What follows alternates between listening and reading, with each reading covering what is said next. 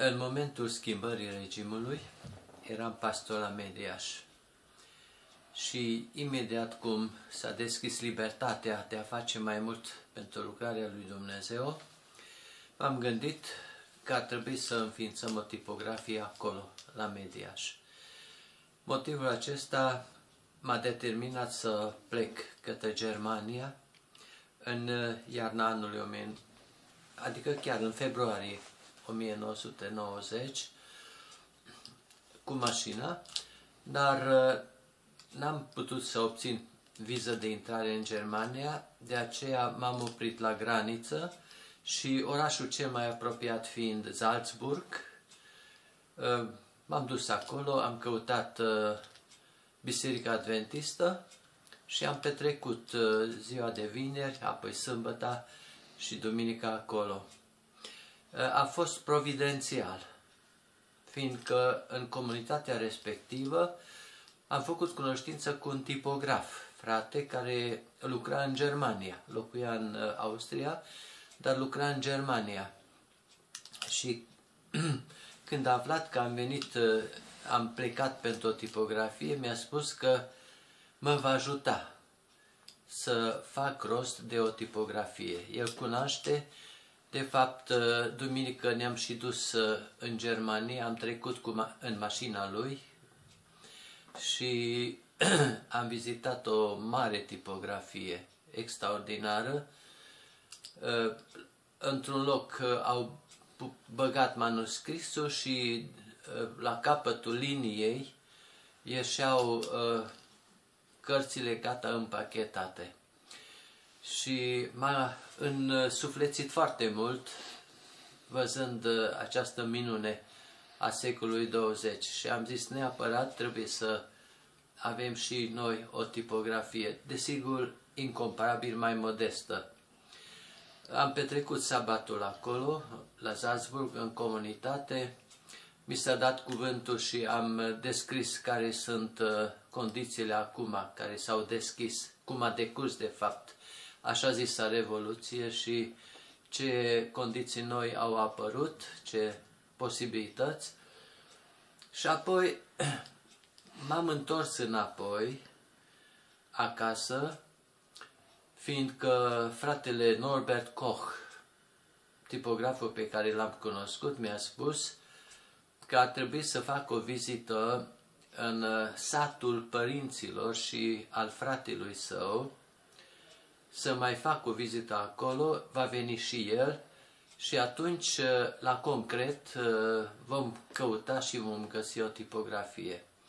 Asta a făcut ca în martie să revin în Austria, la Wiener Neustadt, un oraș lângă Viena, și de asemenea am petrecut un sabat acolo și am făcut cunoștință cu alți doi frați de acolo din Austria, mai înstăriți, care după ce am povestit nevoile noastre din România, nevoia aceea de a tipări cât mai multe tipărituri pentru a răspândi în condițiile de libertate totală cuvântul Evangheliei, s-au oferit că vor cumpăra ei tot ce trebuie pentru o tipografie.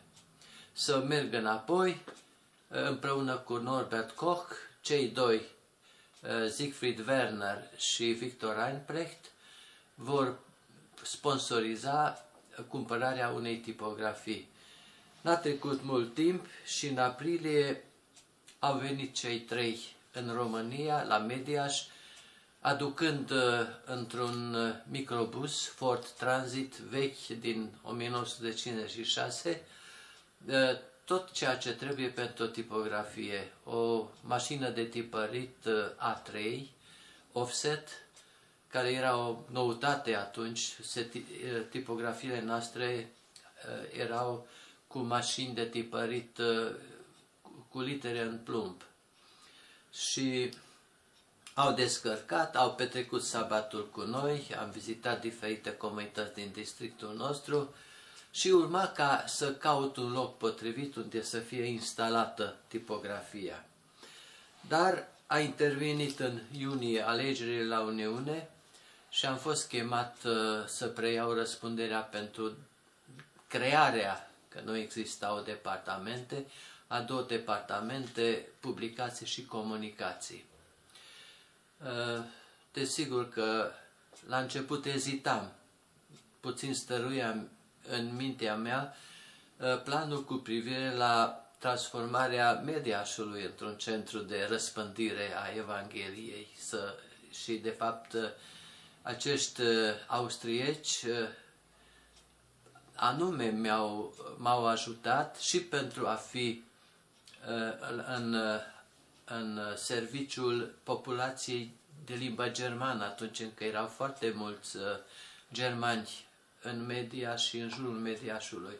Când în 81 am fost mutat la Mediaș, în cei 60.000 de locuitori, 11.000 erau germani și 8.000 unguri. Dar când am fost, mi s-a propus ca să preiau răspunderea pentru cele 2 departamente, m-am gândit de ce să servească tipografia aceea numai interesul local. Trebuie să fie adusă în București și pentru toată țara să vestim Evanghelia. Imediat, tot în iunie, după cam la sfârșitul lui iunie, a avut loc sesiunea conferinței generale în America, parcă în Atlanta, dar nu sunt sigur, și atunci toți au plecat din Comitetul Uniunii în Atlanta. Am rămas singur și am folosit acest timp ca să caut un spațiu corespunzător pentru tipografie. Am găsit, cu ajutorul fratelui Voinea Gabriel,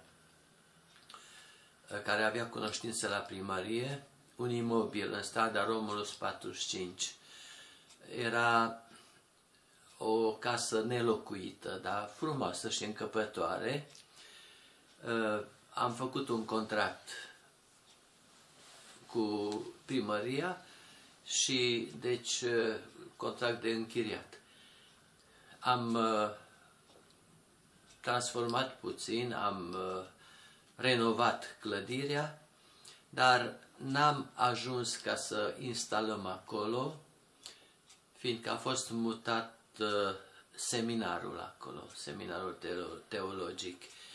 Iar noi am găsit, ni s-a oferit un alt imobil în strada Arges numărul 8, unde am făcut unele transformări și îmbunătățiri și am instalat tipografia acolo. Asta în anul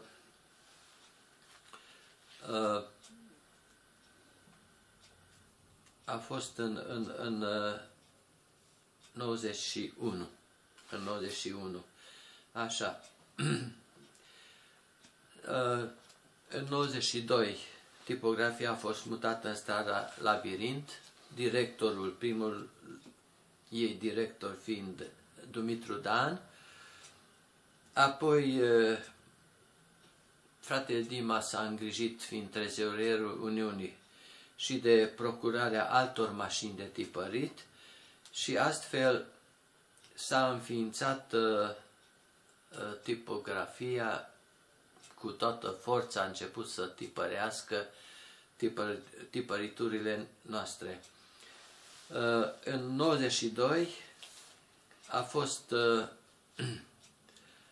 mutată editura, adică toți cei care lucrau la redactarea de reviste, de cărți, care lucrau la tipărituri, i-am mutat în imobilul din strada Argeș. Acolo au funcționat un timp redacțiile și editura, strada Argeș la numărul 8. Tot în 1992 am participat de prima dată la un curs de colportaj la Chișinău și acolo am făcut marea descoperire că de fapt eu n-am știut ce înseamnă colportaj.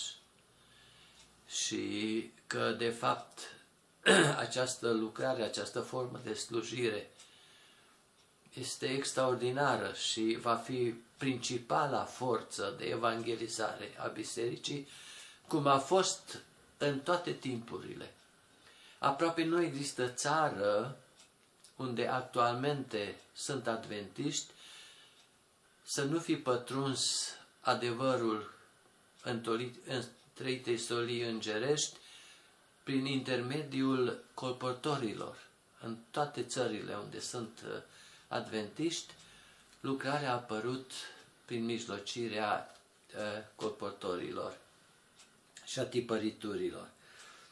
După ce m-am întors acasă de la Chișinău, imediat m-am gândit să organizez această lucrare. Am găsit 4 voluntari tineri pe atunci care s-au oferit să înceapă lucrarea de colportaj, adică de oferire de literatură, de vânzare de carte. Nu aveam încă nicio formă legală, dar la început, câtva timp, a mers și așa. Cei 4 erau George Iacob, Robert Iosub, Sorin Petrov și Bârsan, un tânăr bârsan. 3 dintre ei s-au înscris după aceea la teologie, cu excepția lui George Iacob, care a devenit colportor șef al conferinței Muntenia. În 1993, directorul Departamentului Publicații de atunci, de la diviziunea noastră, Paul Blex, a cerut pe cineva care să fie capabil să instruiască primii colportori în România. Și l-a găsit, i s-a oferit de fapt de către diviziunea canadiană, Karel Samek, un frate de origine cehă, care însă era cetățean canadian. Și el a fost cel care a venit, a explicat ce vrea să facă și a spus că va ține și primul curs de instruire. După ce conferințele vor numi pe aceia care ar putea să organizeze pe teritoriul lor pe colportorii șefi, răspunzătorii pentru lucrarea aceasta. Și după ce au fost numiți George Iacob pentru Muntenia, Ticu Cașcaval pentru Moldova, Beni Predi pentru Oltenia, Ioan Ciurca pentru Transilvania de Nord și Zoltan, așa îmi scapă celălalt nume, pentru Transilvania de Sud, a ținut cu noi primul curs de colportaj. Cum se organizează, cum se desfășoară, până și cum trebuie să se facă recrutarea noilor colportori, crearea și extinderea rețelei de colportaj. În 1994 se înființează oficial editura Cuvântul Evangheliei, până atunci lucra sub auspiciile Bisericii Adventiste, dar nu era bine. Trebuia să fie o instituție de sine stătătoare a bisericii, desigur. Directorul a fost numit Valeriu Petrescu. În 1995 are loc primul curs de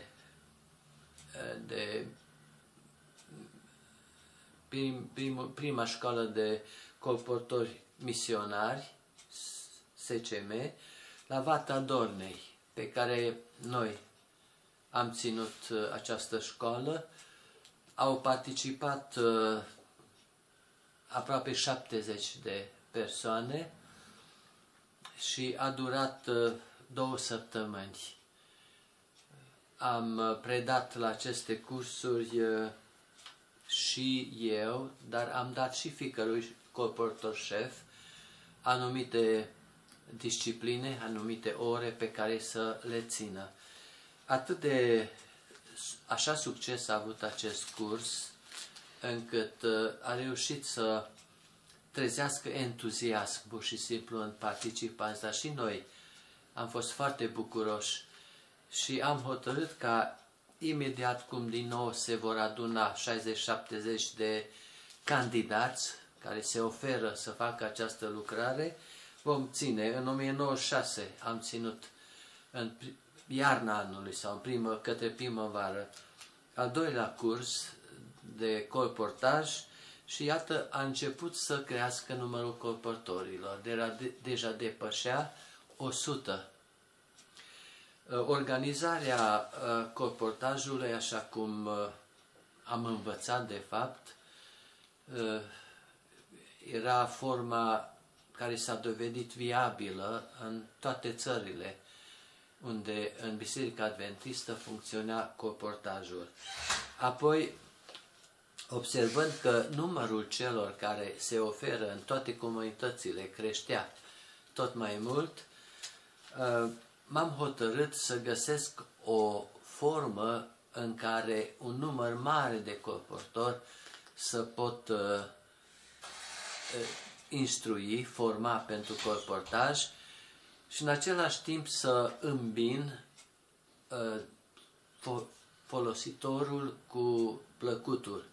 Și am hotărât să organizez o tabără de vară cu corturi atunci, la ora aceea, dar destul de bine concepută și înzestată cu tot ce e necesar, că până la urmă aveam și dușuri de la un izvor, am făcut un turn de apă, aveam și dușuri, aveam tot ce trebuie. Bucătărie, am construit din cărămidă o sobă imensă pentru a găti pentru 300-400 de oameni câți participau în fiecare serie.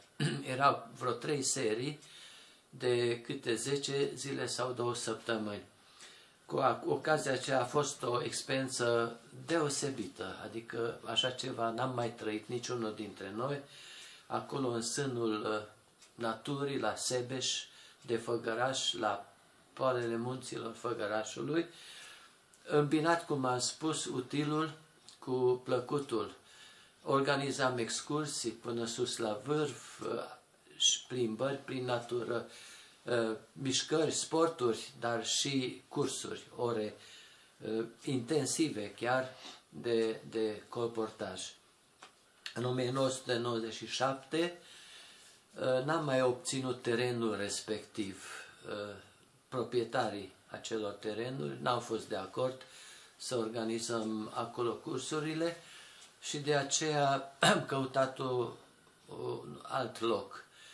Acela a fost găsit foarte repede și anume Conferința Oltenia cumpărase la Sătic un loc, o fostă colonie de muncitori care lucrau la un baraj, la o hidrocentrală sus în munți și au rămas vreo 3 barăci de cărămidă, destul de în formă neglijată. Și am cerut ca să pot organiza acolo, în vara anului 1997, tabăra de vară de instruire a colportorilor. Am primit această posibilitate și cu 30 de zile, cu o lună înainte să se deschide tabăra, am chemat 30 de voluntari, bărbați colportori, și am lucrat toată luna pentru a aduce într-o stare acceptabilă acel lucru atât de neglijat și ruinat, distrus. Și acolo s-a organizat a doua tabără de evangelizare cu literatură. Succesul a fost și mai mare. În decursul verii, peste 1000 de persoane au participat la această tabără. Și desigur, iată, a început să crească aproape vertiginos numărul colportorilor. O primă cerință era o bine organizare a lor, dar sistemul de raportare săptămânală către conferință, lunară de la conferința la Uniune și apoi mai departe către diviziune, a fost un mijloc bun de a ține în mână, de a monitoriza această activitate. Din rapoarte imediat puteam observa unde scade activitatea, adică atât vânzarea cât și activitatea misionară, mai puține rugăciuni, mai puține vizite și așa mai departe. Și imediat colportorul șef putea să intervine, chiar trebuia să facă lucrul acesta, se deplasa acolo, făcea el câteva zile de colportaj cu cei mai slabi până când primeau din nou curaj și elan să continuă mai departe. În aceste condiții vreau să spun că între timp editura, am cerut noi, colportorii, să fie schimbat numele editurii. Nu puteam să mergem cu cărțile pe care scria tipărite de editura Cuvântul Evangheliei, pe judecata celor care aparțineau de bisericile istorice, ar fi împiedicat accesul nostru în casele lor cu asemenea cărți și de aceea a fost schimbat numele În Viață și Sănătate. Vreau să spun că Dumnezeu a ținut în mână, în mod providențial, desfășurarea acestei activități, acestei lucrări. Mă gândesc acum la clădirea din Stupini, care până în 1998 încă nu fusese recuperată. Aparținea încă Ministerului Apărării Interne, Securității cândva, apoi unei alte unități militare, dar biserica noastră a pornit un proces pentru recuperarea imobilului din Stupini, vechea școală misionară a bisericii noastre. Și în noiembrie 1998, decizia definitivă a tribunalului a fost că ne aparține și trebuie evacuată clădirea. Armata, părăsind această clădire, a lăsat un dezastru în urma sa. Apoi a stat mai multe luni clădirea fără nimeni nu avea grijă de ea. Erau niște paznici, dar unul dintre ei, în loc să păzească clădirea, a furat toate caloriferele și le-a valorificat la fierul vechi. Când am vizitat prima dată această clădire, era în iarna anului 1999, nu era nimeni atunci acolo, am intrat, erau geamurile sparte, ploua prin acoperiș, deci erau beciurile erau pline până la revărsare cu apă, inundate, dar am zis, locul acesta va fi ideal pentru colportaj, să facem un institut de evangelizare prin literatură, așa cum există în alte țări, unde adventismul este reprezentat în mod masiv, cum este în Filipine, în Mexic și în alte țări, în Brazilia. Și după modelul acela mă gândeam să organizăm colportajul la noi cu un institut de instruire care să funcționeze cu titlu permanent, datorită numărului mare de colportori, în continuu, fiindcă instruirea colportajului nu se face numai la intrarea în această lucrare, ci trebuie să se facă periodic, adică permanent, și periodic să se participe la niște cursuri. Și am zis, tot timpul va fi de lucru, numărul este mare de colportori. Visam atunci să avem câteva mii de colportori în țară, fiindcă cu o asemenea armată de vestitori ai Evangheliei, prin relație personală și prin intermediul literaturii, într-adevăr, am fi putut să împlinim planul lui Dumnezeu ca în fiecare casă să se știe despre adevăr. Când m-am întors de la această vizită la Stupin, la sediul Uniunii, m-am adresat Comitetul Uniunii și am zis ce plan aveți în legătură cu Stupinul. Și dânsii au spus, deocamdată nu avem absolut niciun plan, fiindcă începusă deja lucrările pentru Cernica. Și deci, practic, nu era nevoie atunci de Stupin. Și atunci am zis, dați-mi mie ca să fac acolo, cu ajutorul lui Dumnezeu, o școală misionară pentru colportaj. Și Comitetul Uniunii a aprobat această cerere, au consimțit, mai ales că am spus, nu aștept niciun sprijin financiar din partea Uniunii, doar libertatea de a mă adresa bisericii pentru a contribui la refacerea clădirii. Am primit această libertate, mi-aduc aminte că în primăvara acelui an, în mai, am organizat un mare concert în sala polivalentă din București pentru a strânge fonduri în vederea refacerii școlii misionare din Stupin. Și, într-adevăr, am reușit atunci să facem rost de primul fond, care a fost bun să începem lucrările de reparații. Mai întâi a trebuit să facem curățenie.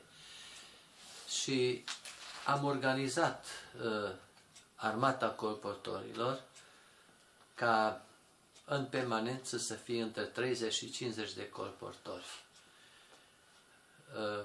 Cam din 2 în 2 săptămâni, unii rămâneau și o lună întreagă.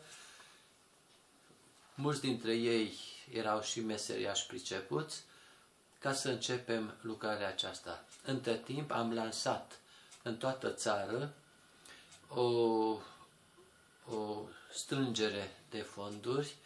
Am conceput niște cărți poștale, cum sunt cărțile poștale, cu imaginea actuală a Stupinului, a clădirii în starea aceea distrusă, și imaginea vechei clădiri, cum arăta când era frumoasă și nouă. Și am spus că Stupinul mai poate deveni odată așa cum a fost. A fost un ecou, un răspuns extraordinar la acest apel. Desigur, m-am adresat prin intermediul unui circular care s-a citit sâmbătă de la Amvon și a Curierului Misionar. Am scris acolo, am descris în câteva articole atât istoria Stupinului, cea trecută, cât și cea viitoare pe care o preconizăm. Și peste 2 miliarde de lei s-au adunat. Cu asta am putut deja angaja și meseriași, un șef de șantier în persoana lui Cornel Raicu, care să conducă lucrările de refacere.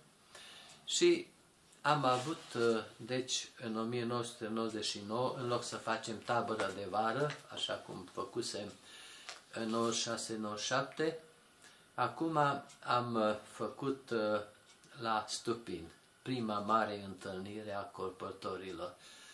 Desigur, condițiile nu erau mult mai bune decât la Sătic, era priciuri de scândură, nu aveam paturi cu paie pe ele, dar era frumos totuși și însuflețitor planul acela că odată va fi ce va trebui să fie.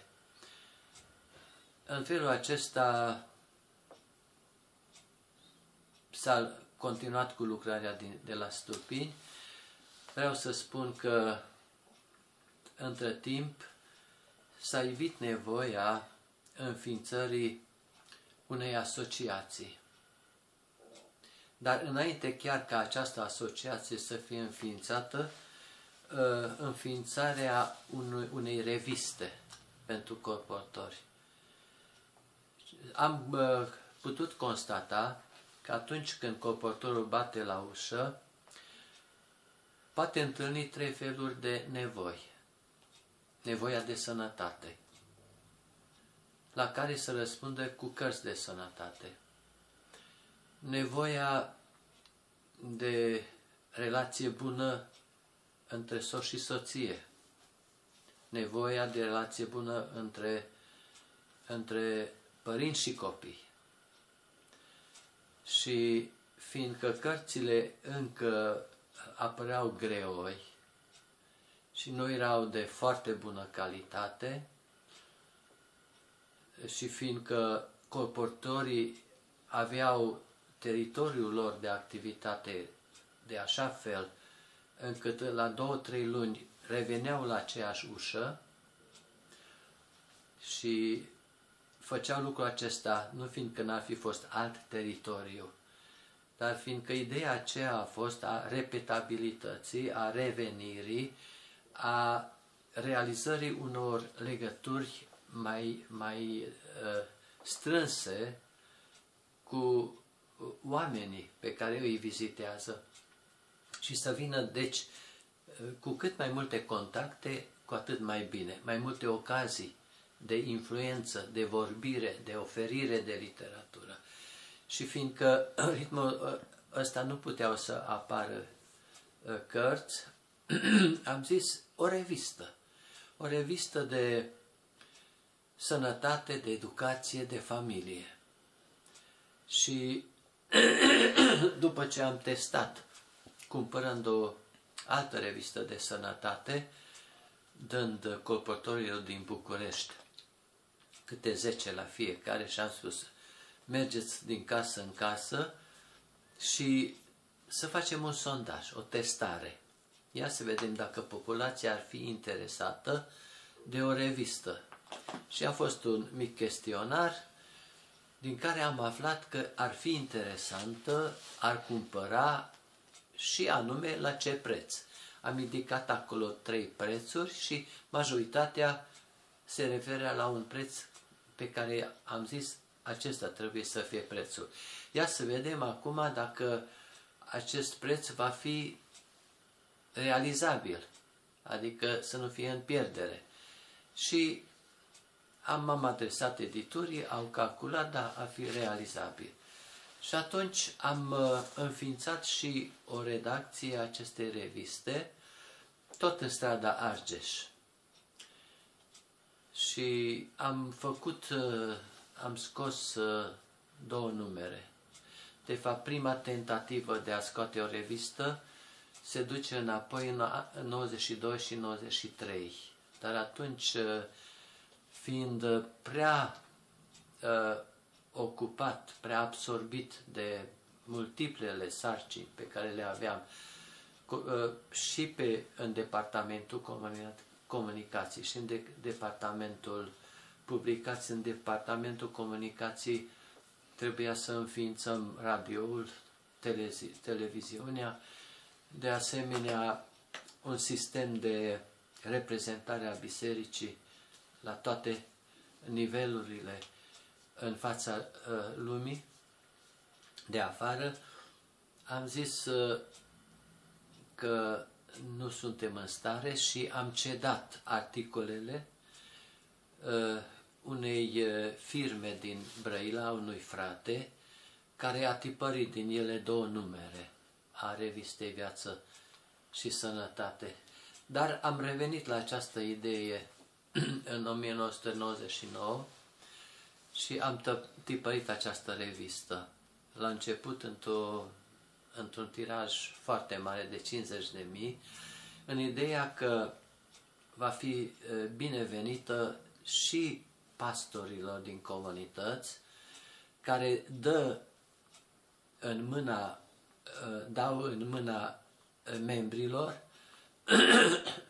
un mijloc extraordinar de a se apropia de vecinilor, de cunoștințelor și de a oferi ceva prin care se poate înșgheba o relație de comunicare și se poate face lucrare misionară. După aceea pastorii au încă cerut, au mai cerut și încă 10.000 am tipărit din primul număr. Am constatat însă că foarte multe reviste n-au fost puse în circulație, pachete mari de reviste zăceau prin garajuri, unele în magazii unde ploua și se distrugeau. La al 2-lea număr am scos mai puține reviste, mai mult pentru colportaj și pentru acele cazuri unde eram sigur că pastorii într-adevăr vor valorifica această posibilitate. După aceea a intervenit între noi și sanatoriul de la Herghelie o convenție pentru a uni cele 2 reviste. Revista aceasta și revista editată de către dânsii, Sănătatea Deplină, dar purtând numele revistei noastre. În acest timp s-a simțit nevoia acestei asociații de care am pomenit. Asociație pentru Sănătate, Educație și Familie. Fiindcă s-a constatat că colportorii, atunci când merg din casă în casă, ei merg în numele editurii. Dar ar fi mai bine dacă ar fi o societate care este anume profilată pe promovarea sănătății și a bunei stări în populație. În felul acesta am înființat în 99-2000 ASEF-ul sau Asociația pentru Sănătate, Educație și Familie. Tot providențial s-a creat legătura între Centrul sau Institutul de Sănătate Publică, acolo domnul Negoiescu Radu a fost cel care s-a arătat dispus să colaboreze cu noi și, desigur, mergând sub auspiciile acestei instituții de stat, am primit un alt statut, am căpătat un alt statut în abordarea publicului. De aici, colportajul se cunoaște traseul în continuare.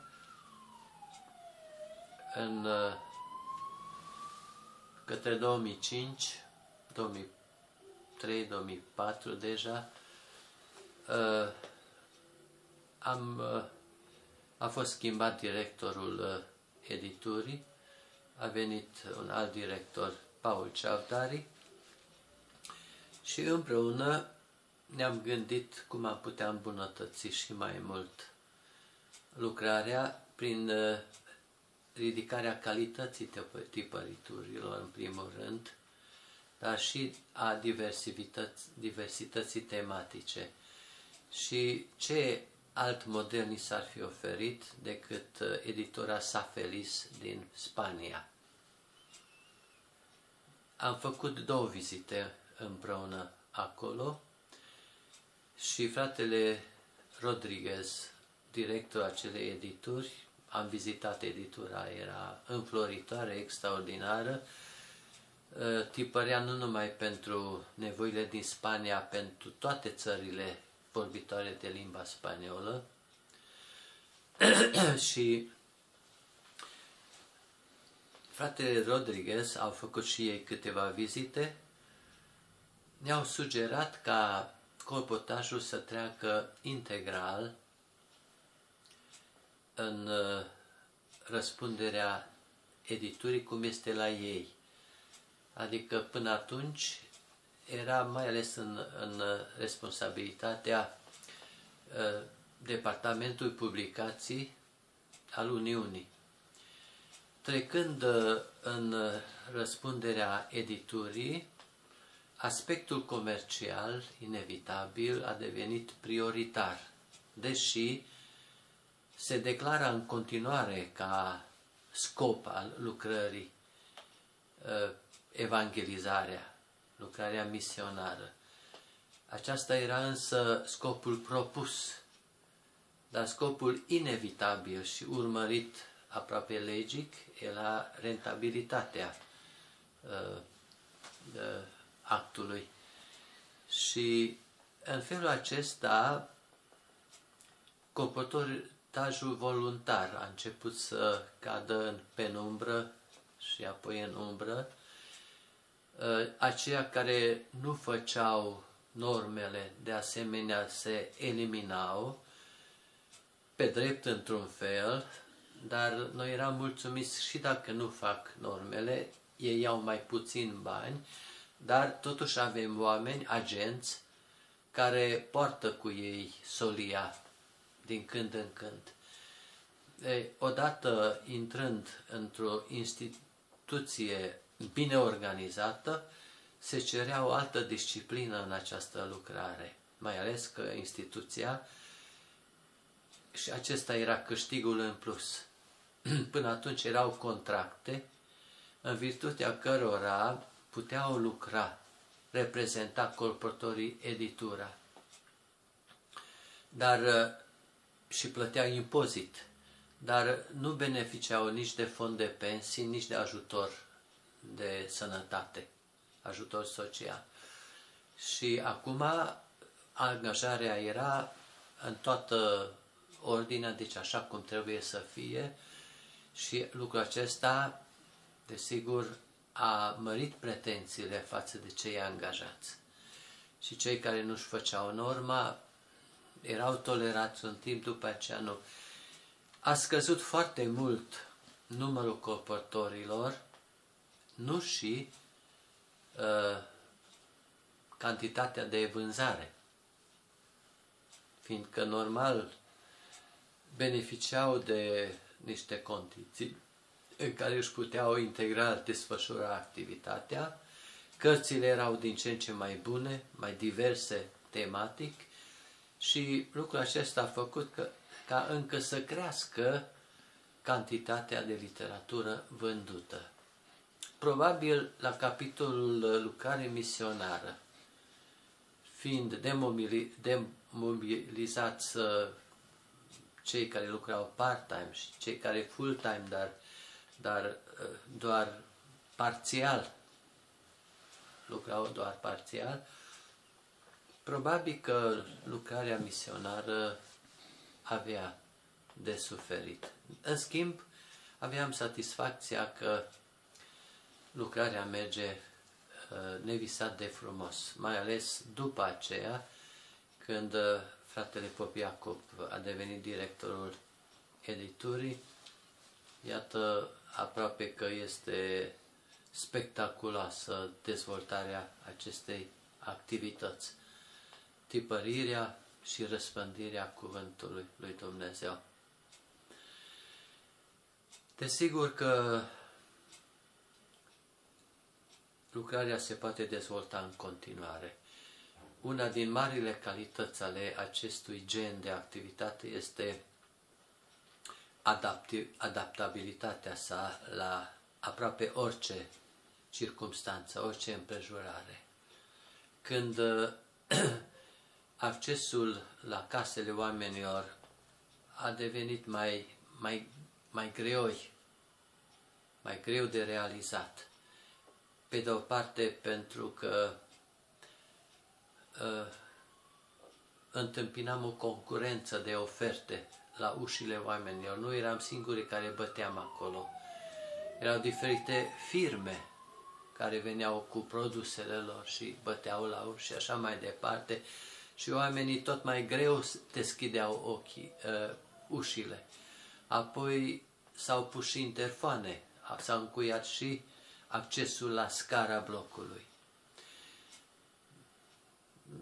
Dumnezeu a deschis o altă posibilitate. Prin această colaborare cu Institutul de Sănătate Publică, colportorii au fost educați ca vectori de sănătate publică. Și am început cu organizarea, ținerea de seminarii, școli, instituții și alte domenii. Deci, totdeauna s-a găsit calea potrivită. În Austria, de exemplu, unde este interzisă orice vânzare la domiciliu, inclusiv vânzare de carte, colportorii merg cu un catalog extraordinar, care dacă deschizi și te uiți, am văzut așa ceva, te cucerește la prima răsfoire. Și luau comenzile și apoi trimit prin poștă cu ramburs cărțile comandate. Deci oriunde, orice restricție apare, colportajul poate supraviețui.